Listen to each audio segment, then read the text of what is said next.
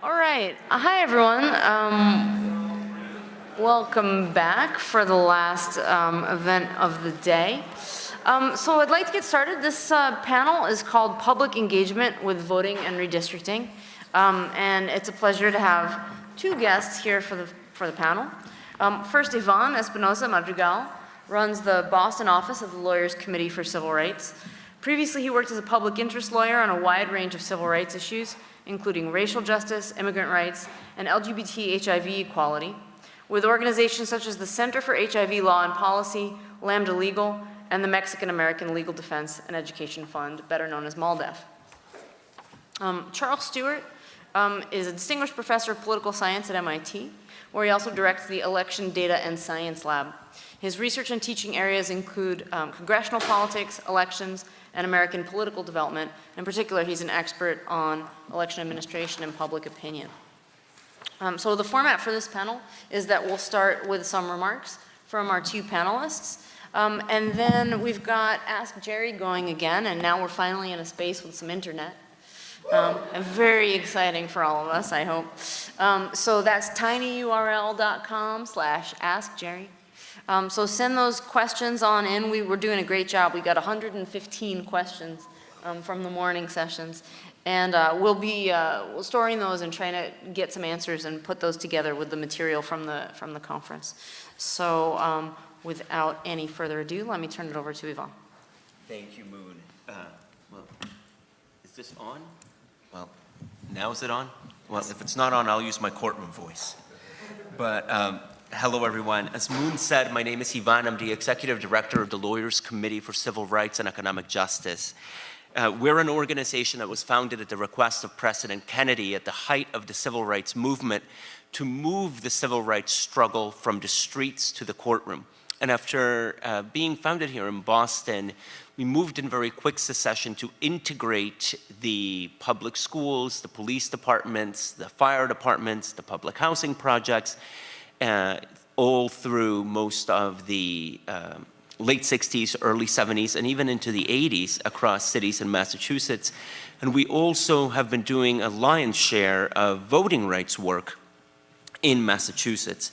And so I wanted to start by saying that some of the issues, right, I think when you think about voting rights, we tend to think about voter ID, and also more recently with the North Carolina gerrymandering case, a lot of attention to that.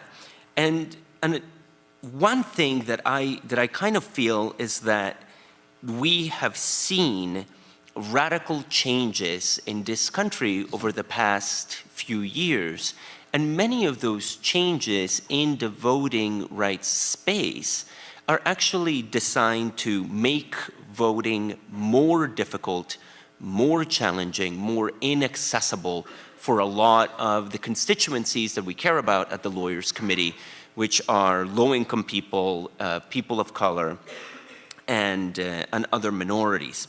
And some of this we saw kind of culminate in the Supreme Court case Shelby County, where the Supreme Court gutted the Voting Rights Act Section 5 preclearance requirement, which had really applied to a lot of jurisdictions across the country, but particularly in the South, where political entities had to essentially submit any type of voting change.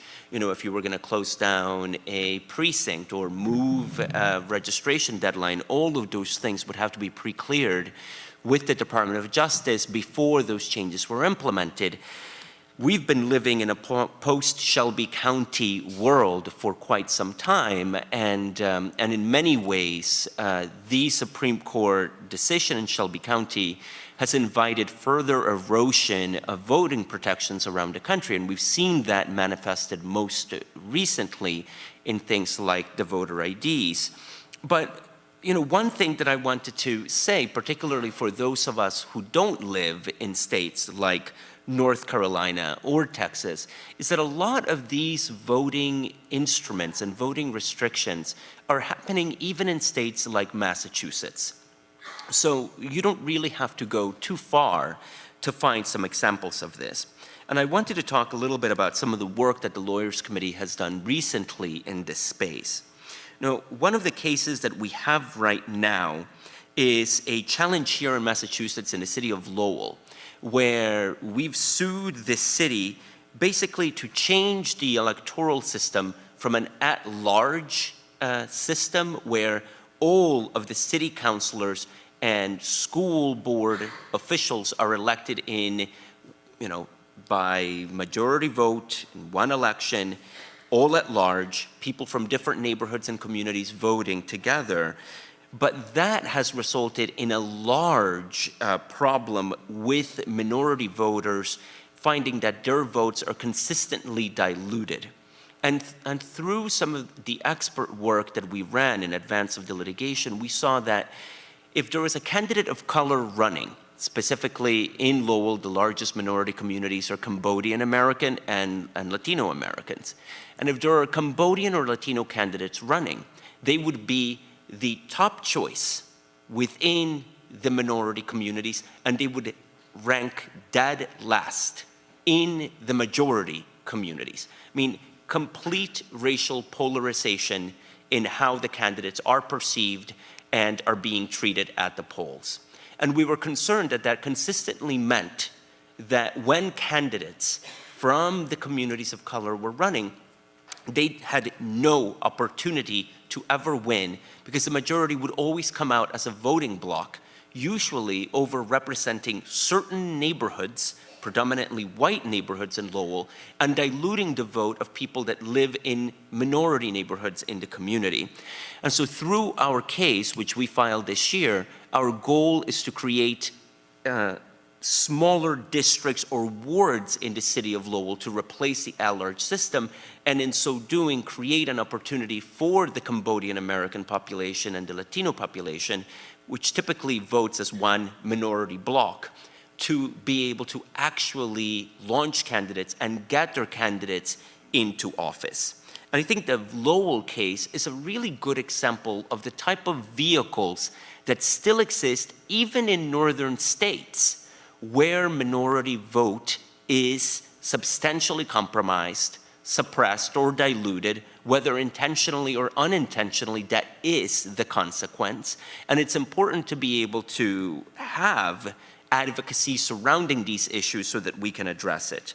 One other example here from our own backyard is a case that we recently settled where we sued the state of Massachusetts for failure to provide voter registration opportunities for low-income public assistance recipients. Now, under federal law, you are supposed to be able to register in many different places. For example, motor vehicles, which is probably where most of you are familiar with being able to register to vote. But you are also supposed to be able to register to vote when you apply for public assistance, when you go in and put in your food stamp application, when you go in and try to get a Section 8 voucher. All of those encounters with a state agency are covered by the Federal Voting Rights Act, and those are instances where we have to provide individuals with access to voter registration information. Just make the form accessible. And in Massachusetts, we were not doing that in any of the public assistance offices. So we sued the state to be able to change it. Even though the state fought us, we were able to ultimately settle the case very favorably, and now we have actually counted thousands of low-income public assistance recipients who have benefited from this expanded voter registration opportunity. On the heels of this work, right now in Massachusetts, there's an ongoing case where we are actually talking about moving the voter registration deadline because it's arbitrarily set about 20 days before the election, and there are people who want to register right up to the election. So why do we have to have a 20-day registration deadline when people want to participate in the electoral process? So a lot of that builds on the work that we've done to expand voter registration opportunity. And we're doing a lot of work right now to also increase early voting, which Massachusetts actually did for the first time this past November. And ideally, on top of early voting, moving in the direction of automatic voter registration. So that's just kind of like an example of the diversity of vehicles that really exist out there still in the voting rights space that are available for folks to get involved with and for activities to be done. You know, I also wanted to talk about gerrymandering, so that's a big focus of what you guys are talking about here, and share a couple of experiences from my own work out of state, particularly in Texas. You know, and this really, I think, boils to a interest in either creating districts that are that use kind of like a political lens, right? Are we creating districts where we're going to pack people who are likely to vote Democrat or people who are likely to vote Republican? Or are we creating districts, kind of like what we're doing in Lowell, where we are packing them with people of color who are likely to have candidates run from their own communities and represent the interests of those communities and really constitute viable electoral districts for candidates of their choice, right? And I think that this dichotomy between political lens or more of a racial lens is something that we constantly have to wrestle with when we are in the process of creating districts. Because the bottom line is that, right, the Republicans want as many districts to be Republican, the Democrats want as many districts to be Democrat, and as a non-partisan organization, our interest is actually to increase the number of minority districts, regardless of whether they're voting for a Republican or whether they're voting for a Democrat. And that's a big distinction. That means that at times, we are pushing for the creation of minority districts that could actually threaten Democrat incumbents, right? Because think about it this way. If you have a large minority population, just to draw an example, right? Like some of the neighborhoods in Boston, like Roxbury, which is heavily minority and would tend to vote Democrat, right? If you have that district, you could either slice it, right, to potentially create 2 Democratic districts, or you could leave it compact and potentially have that as a district that could potentially run a person of color, where people of color can elect a candidate of their own choosing. That is often what happens on the ground. And you have either the choice to put people of color together or to essentially spread them across to increase the likelihood that a certain political outcome happens. And so at the Lawyers Committee, we deeply believe in maintaining districts and increasing the number of districts that can actually elect candidates of their choice, like the work that we're doing in Lowell and creating those districts is really aimed at giving that city an opportunity to have diversity in the electoral process. Lowell hasn't had a single person of color elected to the city council or to, actually no, I'm sorry, it's only had 3 people of color in its entire history elected to the city council, and it's had 0 people of color elected to the school district for its entire history as a city, even though Lowell is now essentially 50% of color. So we have a city on the verge of being majority minority, and the electoral process remains essentially completely white and in majority hands. And the creation of a district or districts, because we're aiming to potentially create 2 in Lowell, that can serve as a base for being able to elect other candidates into the school board and into the city council is a high priority for us. And we see this being, we could also replicate this when we're talking about redistricting at a state level, where we are doing apportionment for either congressional districts or state elections, where we are faced with options of either, right, putting people of color in one place or spreading them across. In Texas, we did a lot of work to make sure that we were creating districts based on race. And it led to, you know, sometimes kind of funky political maps. I didn't prepare a slide deck, but if you Google it, you could see that in the congressional districts in the tip of Texas, in the border area, are actually like finger-like extensions, 5 of them that run kind of like north-south through the state. And that's an excellent example of, right, being able to create electoral districts that maximize on minority representation, and the same map could have been redrawn in a drastically different way to essentially create districts that looked and felt very different from the Latino districts that we created. But that also means that since the districts are focused on the Latino population, we're not really focused on how the districts are going to vote. And at the end of the day, one of the districts that we created actually tends to vote fairly Republican more often than not. And that's, a byproduct of who lives there and the way that they're voting, right? So again, this idea that just because you're creating a Latino district doesn't necessarily mean that you're creating a Democrat district. And that's something that, we're perfectly happy with, because at the end of the day, we want people of color to participate in the electoral process and to vote for whoever candidate represents their interests. And of course, like I mentioned, this often means that if the goal is to keep a political incumbent in place, the ideas that we bring to the redistricting space can be very challenging for that, and we tend to often work not just in tension with Democrats, but in tension with Republicans in that area.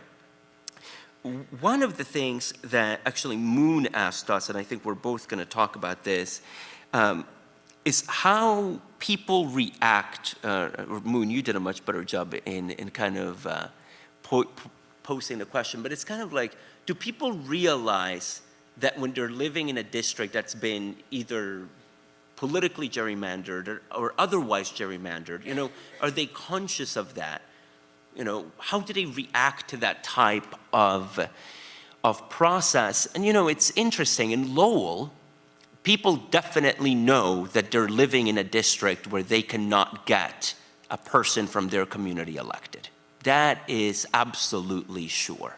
And story after story about what we heard in Lowell indicated that there was significant awareness that the politics as usual, the old boys network, the machine that exists in Lowell was never going to make space for them unless we went to court, unless we challenged it through litigation. And that many people had raised these issues at the city council level, at the mayor level, at the school board level, but nobody really cared, right? Because if they were getting elected, it is what it is, the powers that be.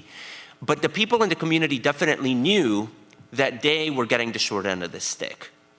But it also reminded me that in many communities that where the tension is not as high as Lowell, because what happens at Lowell is fairly unique. Lowell is actually one of a handful of communities in Massachusetts and actually across New England that still have an all-at-large system and that don't have any type of district or ward. So it actually makes them an outlier. So most people don't live in towns like Lowell. And I think that for the most part, unless you live in a town like Lowell or in a place where you're consistently facing those type of electoral barriers, you tend to not think about how the gerrymandering affects your day-to-day life. And in some respects, that is very similar to what we see in many different areas, right? If you ask somebody in Roxbury, how do you feel about living in a district, that includes, Chinatown and includes Charlestown and includes all of these other places, I think that they would say, well, it is what it is.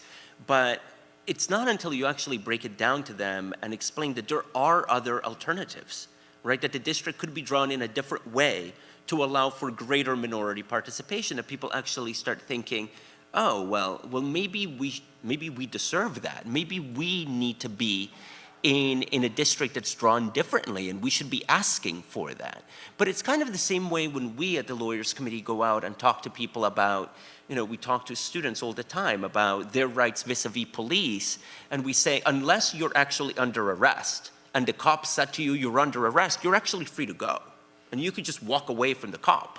You don't have to answer the cop's questions, right? But people don't know that.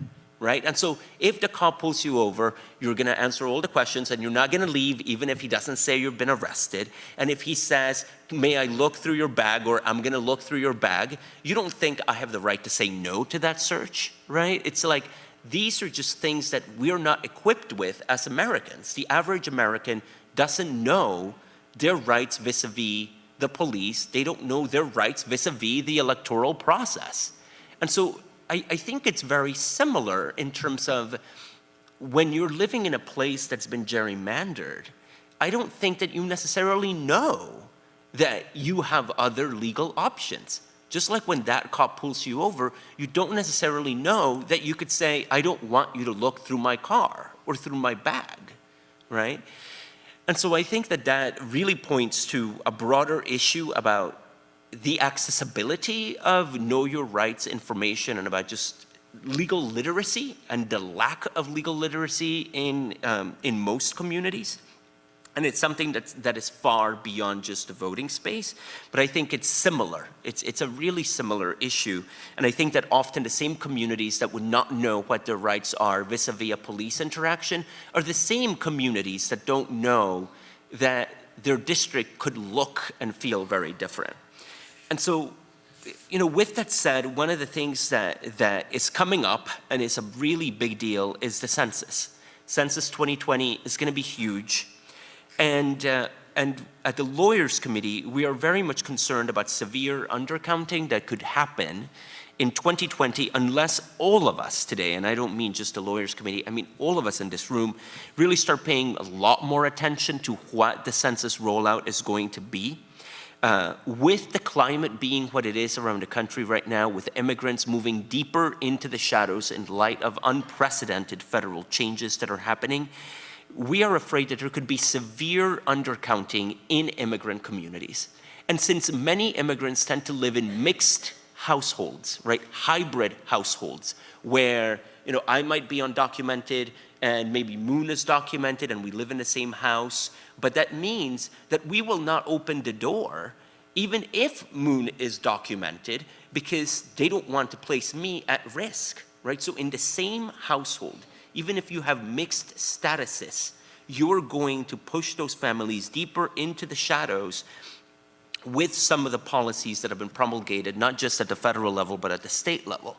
And I think that one of the side products of what we are living through right now is going to manifest itself in the census when people are afraid to fill out questionnaires because they think that that information could be tracked to them, right? Name, address, last name, right, national origin, what's your race, all of these things.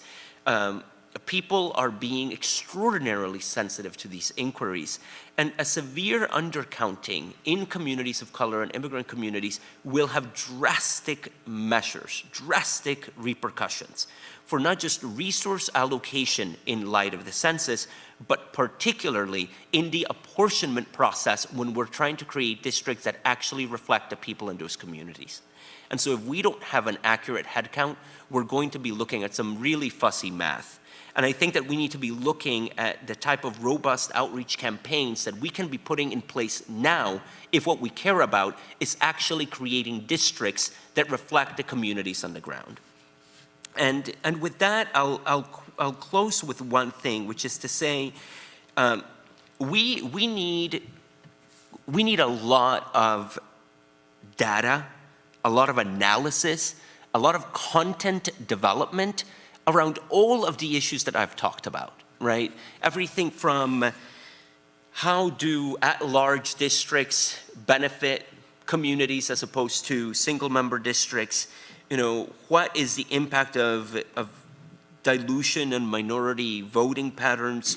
You know, what are the benefits of early voting? What do voter registration deadlines or automatic voter registration options present? You know, all of these areas are things that can be fertile ground for data collection, for analysis, for data production, and all of that content and expertise development around these areas would be incredible to have so that we could plug it into advocacy work, litigation, legal briefs, right? Testimony in cases. Those are all opportunities for that type of content development to be used, in real life to the benefit of people like our clients in Lowell, right?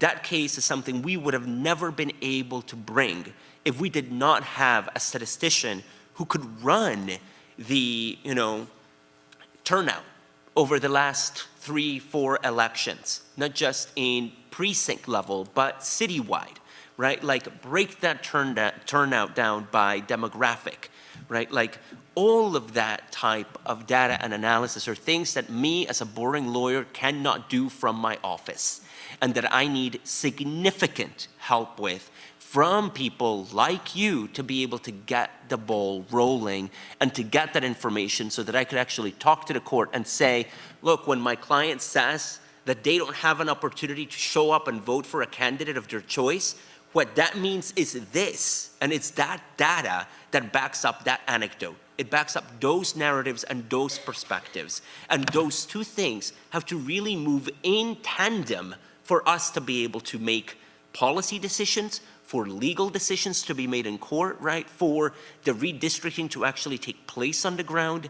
And so there is very much a place for us to have a close relationship, right? And at the end of the day, like I said, this isn't about voting R or voting D. This isn't about blue or red. This is about getting communities and voters to be active and participating in the process. All of us participating in the process. So whatever content you're generating, it's content that will be used by lawyers like me and other folks around the country. And so I very much encourage you to plug yourself into that work, because there's fertile and ample ground to do that.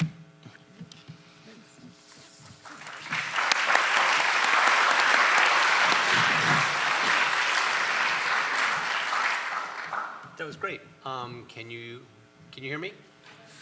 Nope. Let's move it up. Maybe. How's that? Nope. How's that?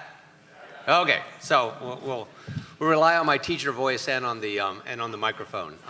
So it's great to be here, and I'm thrilled to be here for two reasons. First of all, the fact that Moon and her colleagues pulled this thing off is quite something, and it's great to even see over 100 folks here at the end of a long day to come and think about the public engagement in some of these areas. And I'm also thrilled to be here with someone who helps run the Lawyers Committee, because it is a great organization that's been around for half a century advocating for very important things. And so it's great being sharing a space with the Lawyers Committee. What I was going to do tonight was talk a bit about public opinion. That's what I do in this space of voting rights, is in addition to doing some litigation and some work in this space, I run a couple of public opinion surveys, and I'm interested in the public opinion in the area of voting rights. In the as was previously mentioned, Moon gave us an assignment, which was to address 4 questions. And here are the 4 questions that we were asked to address. Now, most of my work is actually not in redistricting and in gerrymandering, but rather I've worked in areas of voter ID and same-day registration and the other types of laws that have been attempted to be used to abridge access to voting. So for instance, I was an expert in the North Carolina case that has gotten some notoriety, in which the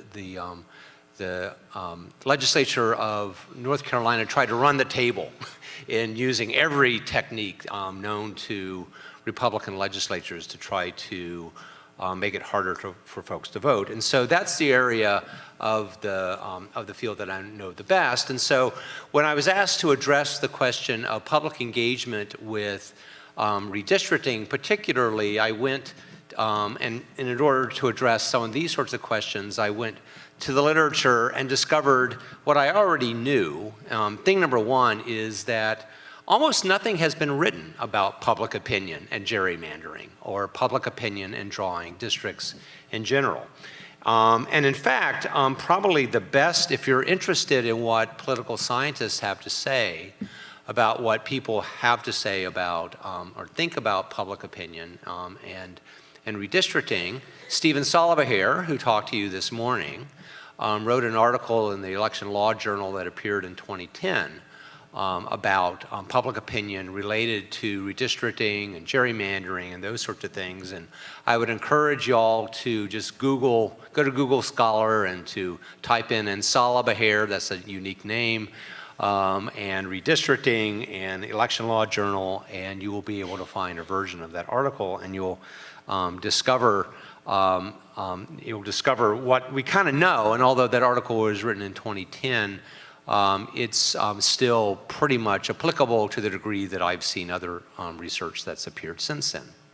So rather than kind of march through the public, kind of what we know from public opinion about gerrymandering specifically and redistricting specifically, what I thought I would do is talk about some principles of public opinion that appear to be relevant to the question of how does the mass public think about districting and the districts they live in, and then kind of think through from there what's likely to be some important takeaways in terms of public opinion, with the ultimate goal here to be to try to help us think about what are the most effective ways for us to be engaged politically if we think that there's something wrong with the way the districts are generally drawn.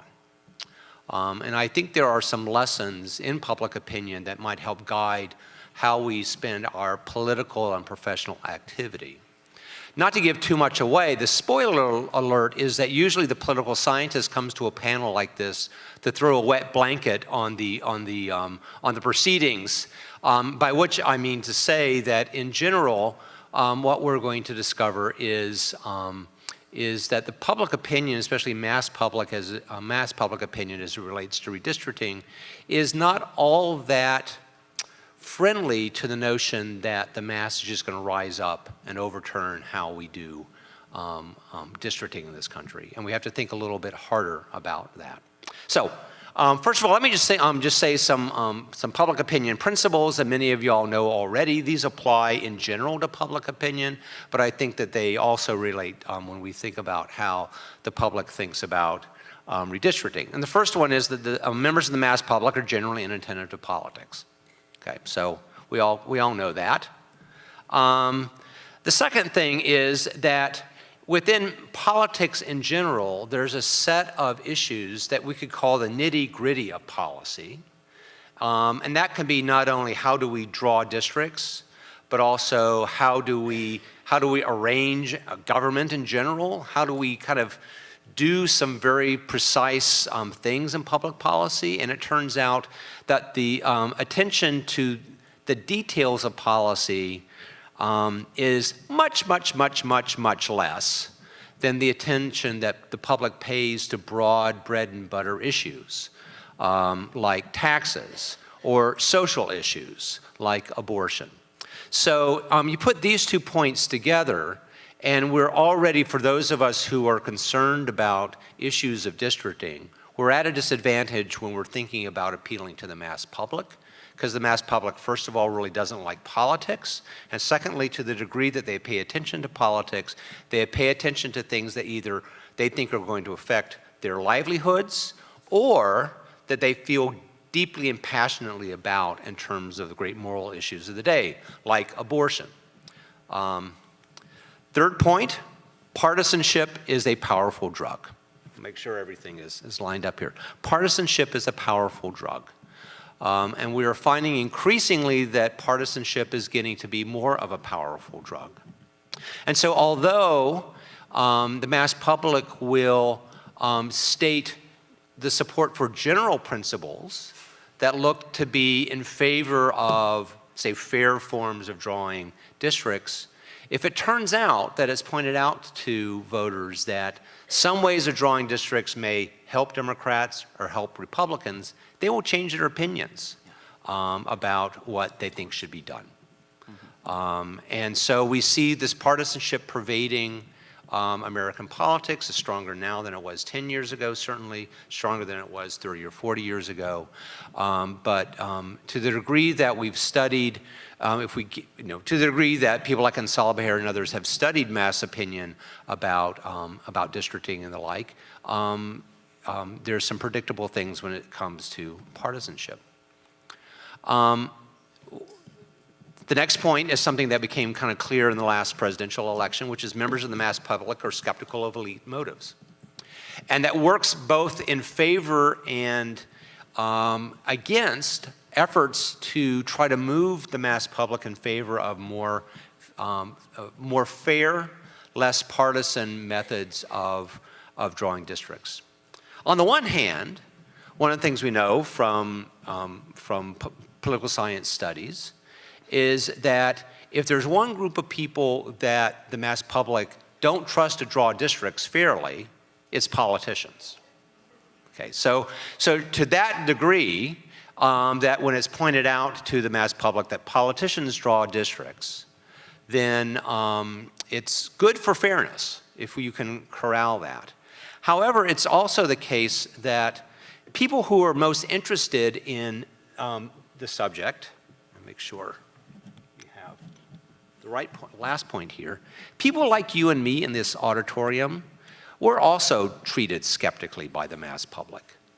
And so that's the bad news. So the good news is that politicians are treated skeptically by the mass public, but also people with higher degrees are treated skeptically as well. And so the trick really is, it seems to me, to leverage the distrust of politicians, but also to find ways that really engage with the mass public in helping them to understand ways in which unfair districting moves against their interests. So some principles that are specific to districting.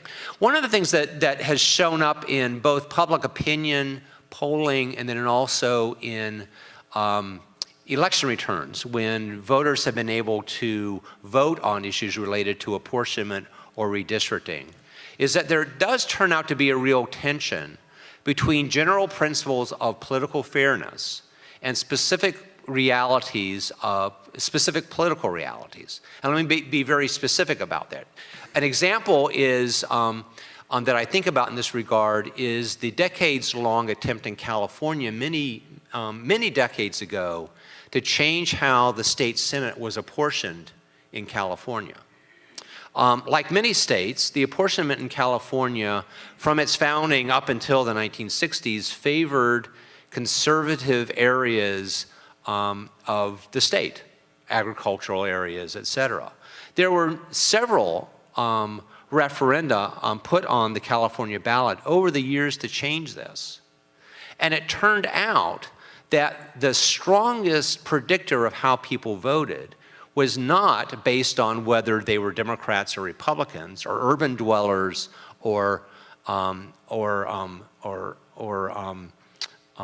farm dwellers, but rather would their county specifically gain or lose seats. And so although liberals would have gained from the reapportionment, a liberal living in the Central Valley didn't want to give up that seat. Okay, so when it's put to the test, voters are weighing both sides of the equation. And whenever there are real political battles over how we apportion or how we draw districts, and the multiple considerations are brought to the attention of the voters, sometimes they will abandon the principles of general fairness. Make sure. And then similarly, and this point is similar to the last one, voters have a hard time looking down the game tree, which is to say that when given a choice between different ways of drawing districts, voters will generally look at kind of the immediate gain or the immediate loss. And I think the California case was an example of that. Nonetheless, the final point is that the mass public seems more likely to support fairness principles in redistricting than elected politicians do.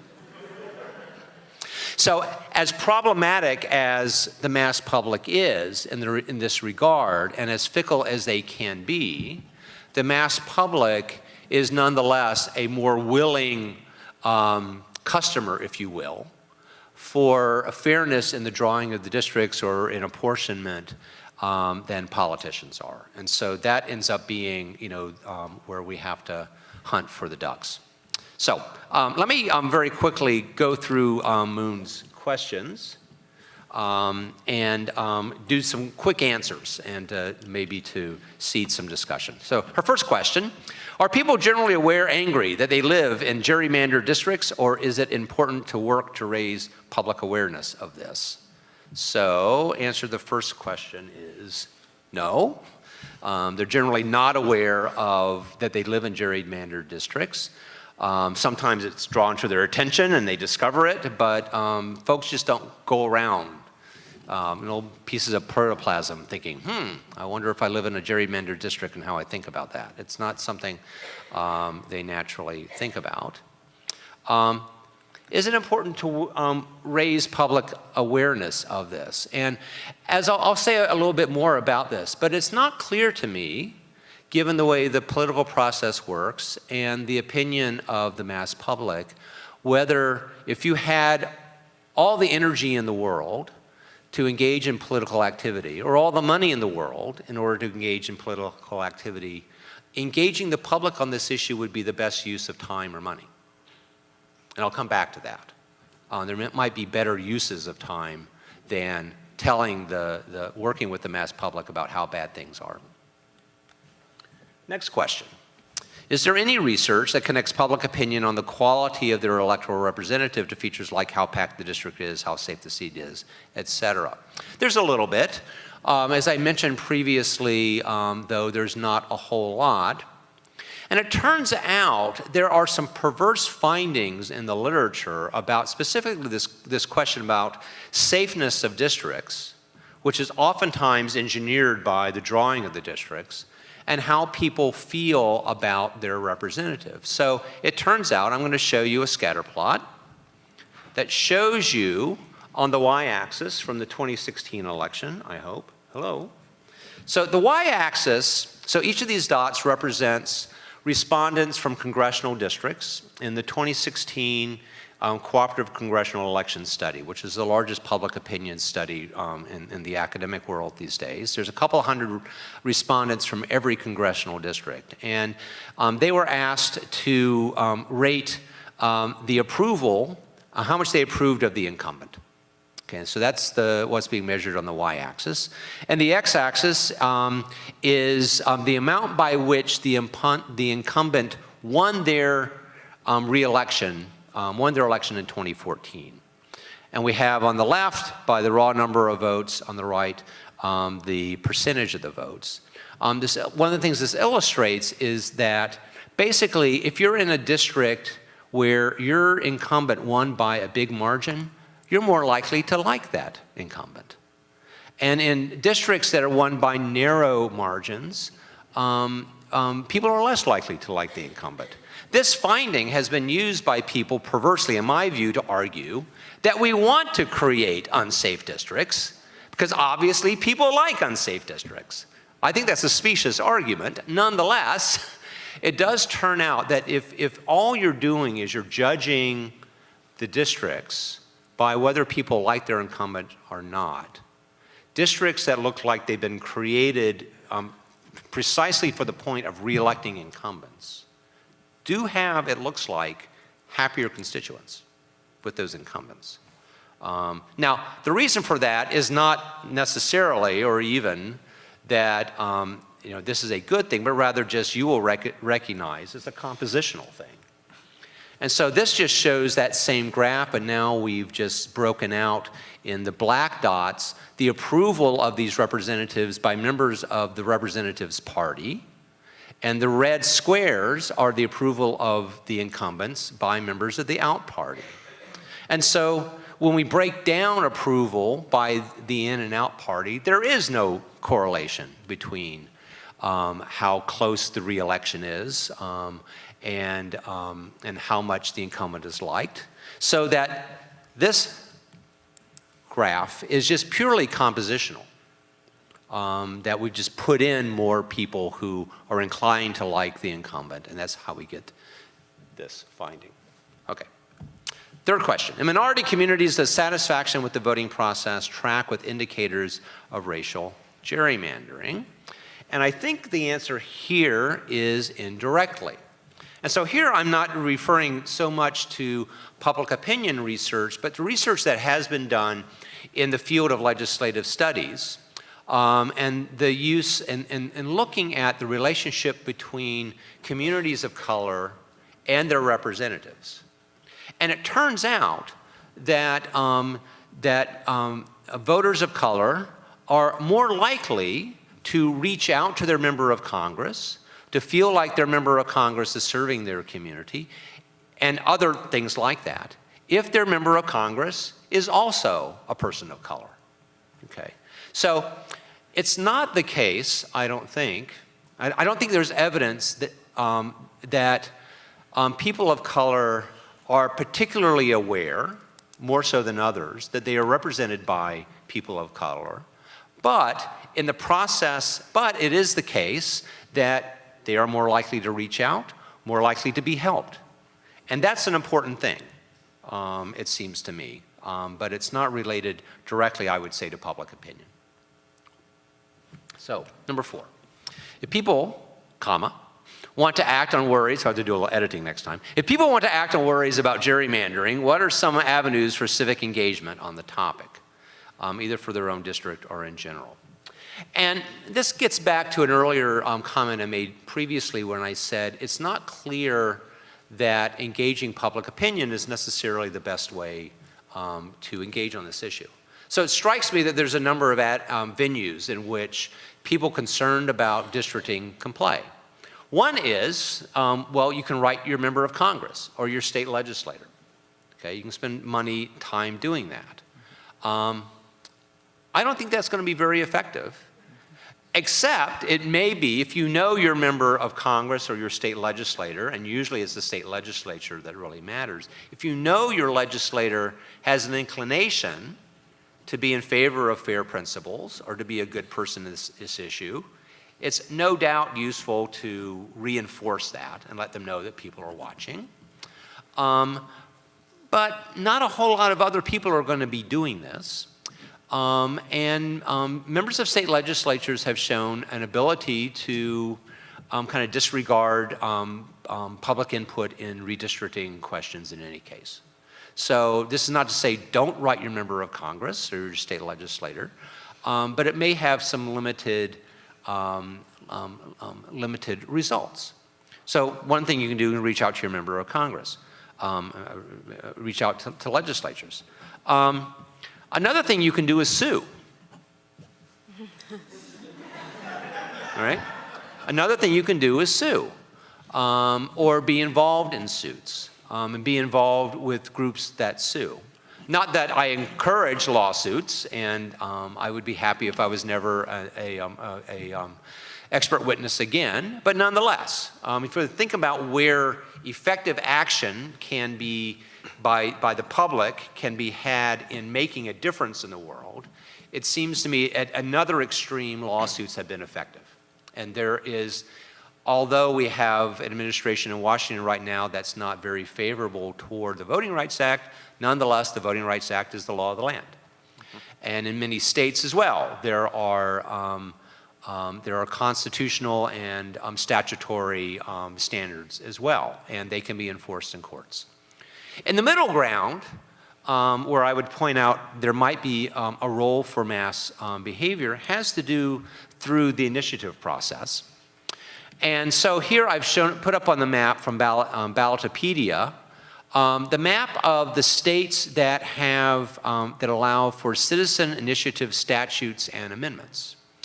Now, for better or worse, those states tend to be in the West, but there's a few others, like Massachusetts, that allow citizens to put things on the ballot. And one of the things that we know is that for instance, some states have citizen redistricting commissions now. And states that have the initiative are much more likely to have citizen redistricting commissions than states that don't.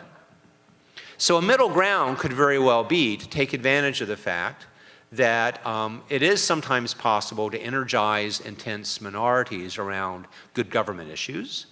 And in the states that are blue and green, if you live in one of those states, I would say that the window here is to try to kind of go for the moment in which mass politics sometimes works, to get an initiative on the ballot, to take advantage of the distrust of politicians, quite frankly, in order to try to get something passed that way.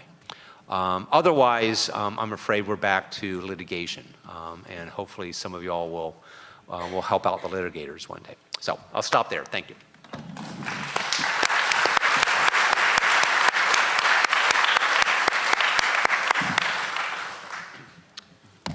Okay, great. So we're collecting some of the questions that you all have sent in. So I'll just start by addressing some of those. This one seems to be directed to Yvonne. Your message on the census was an important wake-up call. What specific activism and advocacy for a fair and accurate census is needed right now? I think one of the most important things is making sure that census data remains confidential, right?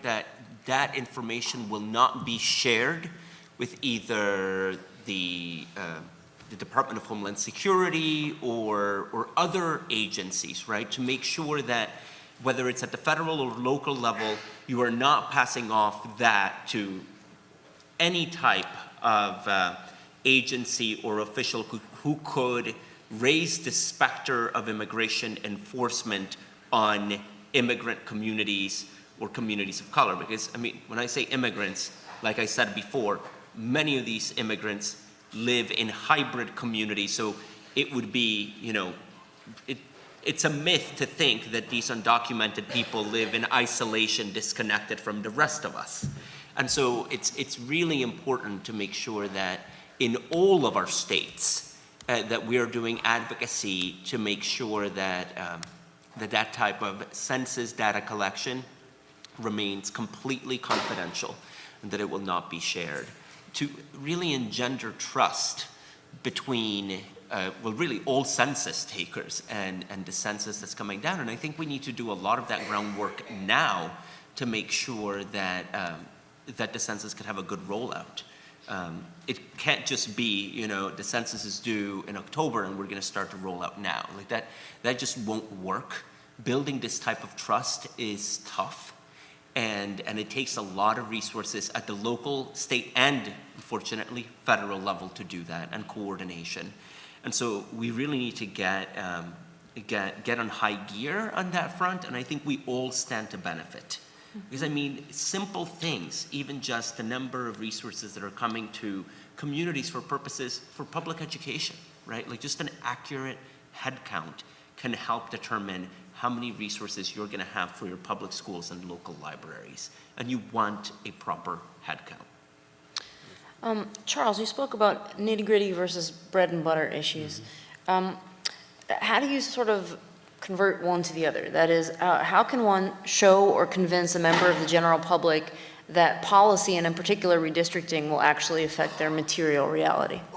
That's a good question, and I mean, I think again, in the interest of throwing wet blankets on things, sometimes you can't, and it's difficult. And I think it's very fact specific. In the case of, in the case of California, again, of course, California eventually apportioned fairly because of Baker v. Carr, but it certainly is. But it was certainly the case in California. The issue could get on the ballot, and it could become at least a salient issue and fought about, because it was clear that within the context of California, there were bread and butter issues. One of the most important of those being water, by the way, and that got caught up in some of those issues. So I wouldn't give kind of a general answer, but I would suggest that in particular circumstances, for instance, if it's clear that a Well, I mean, I think Lowell is a good example, although my guess is that if we did a survey in Lowell, there would be a lot of people who don't have opinions about this. Nonetheless, I mean, I think that the story told about Lowell was an important one, where if it can be shown that an important service like education, which is probably would be the one that if I had to work on would be it, that educational resources are being malapportioned because our communities are not being represented in the school district.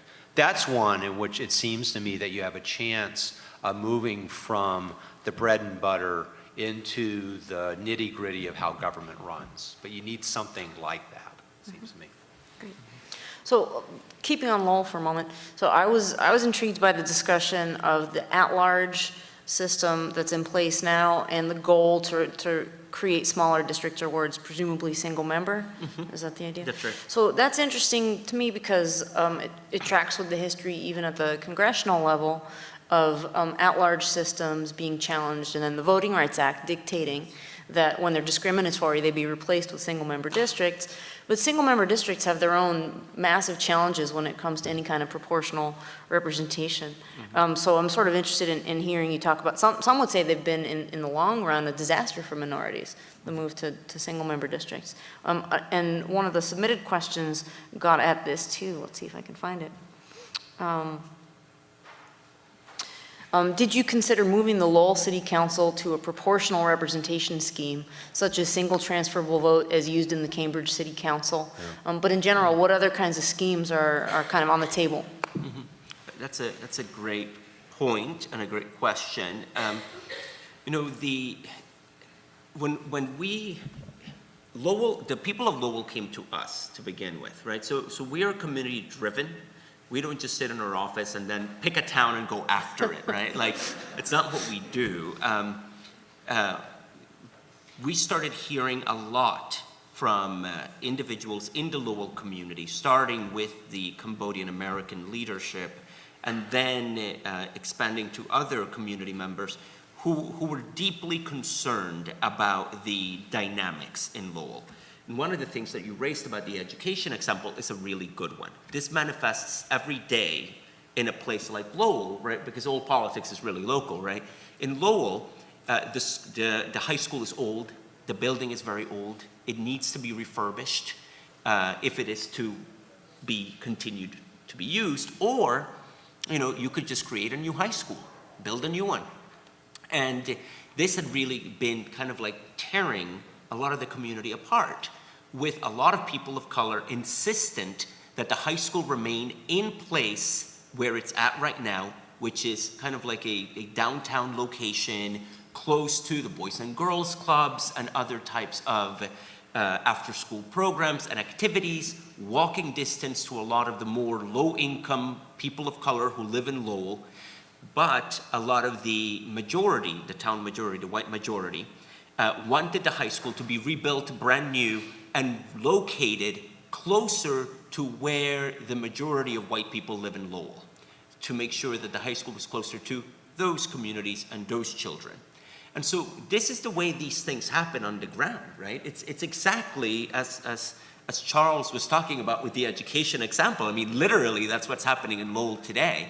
And when that stuff started happening in Lowell, it was very clear to us that if there was ever going to be a ballot initiative or anything like that in Lowell, if this was ever going to go to a vote, that there would be no way in hell that the communities of color would ever have a fair chance at getting heard, because historically, and we ran all of the numbers, right, with the statistician, historically, it's just the polarization is severe. If the issue, if the issue has two sides, it's going to be reflected in the deep polarization that happens at the polls. And it's completely along racial lines. And so it also didn't surprise me, Professor, when you talked about partisanship being a powerful drug, and I would add, and racial identity and identity politics is a huge drug. And that's an important component. And when the community started reaching out to us, it was very clear to us that what they wanted were single-member districts. They wanted to be able to have a district drawn in their community, at least one, potentially two, that could be opportunity districts for people who want to run in Lowell to represent their interests. So the answer to the Cambridge example is, yes, there are different models and vehicles, and we could advance and push for some of that, but we don't make these decisions in isolation and just theoretical. We make these decisions based on what the community is driving and pushing for. And so it really is, I think Lowell is an example of community advocacy, grassroots advocacy, building up to litigation because of failed attempts at the local level to be heard. And so when we do the litigation, which I agree, Professor, is one of the most effective ways of getting your map adopted. And I think, and to that point, if you want to be engaged, create a map, right? Propose a map. Find a community partner who wants a map drawn for them and work with them in drawing their map and propose it, pitch it, right? Nobody is going to know that that's an alternative scheme unless you propose it. And I think that we all benefit from having a lot of different alternatives on the table and having them be vetted. So I think that type of competition is good, it's healthy, and it shouldn't just be, right, the Democrats do a map, Republicans do a map, and then the lawyers committee does a map. Like, that's not how it should look. We should have a lot of participation in that process. And so my point is, it has to be community driven, and it can't just be imposing what you think theoretically the formula is going to be. We actually in Lowell did something that was fairly different in that we're bringing a coalition claim on behalf of both of the communities in tandem. Typically when you look at these cases, it would be Black people alleging that their vote is diluted, right? Or Latino people saying that their vote is diluted. We actually have a coalition claim because the Asian and Latino community wanted to move forward together. And that's fairly rare. There have been just a handful of coalition dilution cases that have happened across the country. And I think we are probably the only one in the Northeast in recent history. And probably the only one in the history of Massachusetts. So there are really interesting aspects to what we're doing that were also community driven, but even something like that, right? Like something as, who are you going to represent? Who you're creating the map for, and what is the district going to look like? All of those formulas, I think, have to be the expert, the lawyer, and the community partners pushing together for what the solution looks like. Mm-hmm.